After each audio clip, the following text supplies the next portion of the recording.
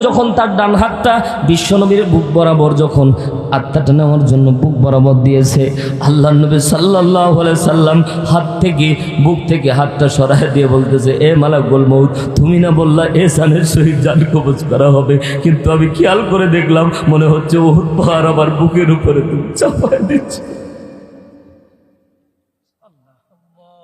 তুমি যেন উহুদ পাহাড় আমার বুকের উপরে চাপায় দিচ্ছ। বিশ্ব নবীর জান কবজের কথা বলতেছি, গাঁজাখুরি গল্প না। 3য় খণ্ড তিরমিজি শরীফ 851 নম্বর হাদিস, আপনি খুলে দেখেন। আমাদের আয়েশা বলে, আমার মনে হচ্ছিল আমার পায়ের হাড্ডিগুলো মনে হচ্ছে ভেঙে যাবে। মহরতটা এমন ছিল রে ভাই। আপনাকে আমাকে কিভাবে বুঝাবো বলেন? দুনিয়া কয়দিনের ভাই?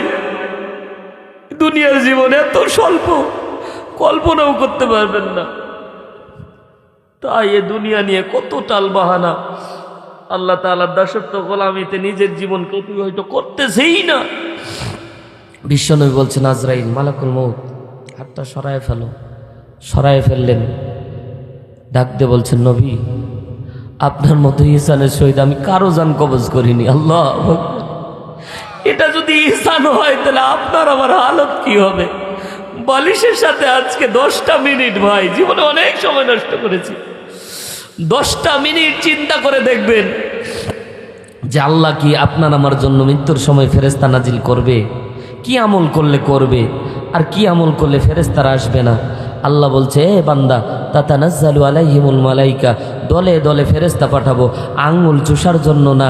প্রথম শব্দ ডাক দিয়ে বলবে, আল্লাহ তাখাফু, ও বান্দা মালাকুল মউতকে দেখে ভয় পেয়েছো, 1 নাম্বার চিন্তা দূর করে দাও, ভয় পাওয়া যাবে না। আল্লাহু আকবার বলে।